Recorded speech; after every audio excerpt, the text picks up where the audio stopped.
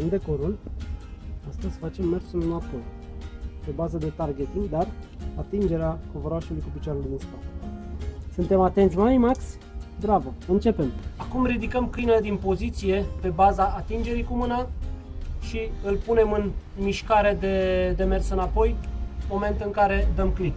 Această mișcare va fi, o să vedeți în viitor, va fi extrem de importantă și folositoare, este de acord cu mine, la dresajul de film și reclame.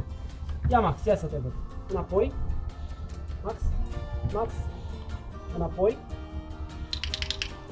Ai văzut că a venit acțiunea? Stai, bravo. Înapoi.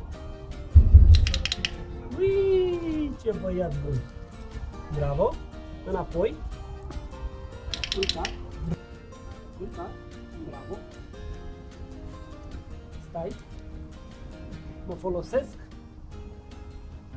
Mă folosesc de cutia de plastic din spate să devină parapetul care îl învață să țină linia dreaptă în momentul în care merge cu spatele, să fie independent de poziția mea lângă el. Da? Și acum inițiem. Încep să dau ușor un fade out fiecare mișcări și dau click pentru mișcarea lui până să atingă covorul. Înapoi. Liber. Stai. Bravo. Înapoi. Înapoi. Bravo, copii.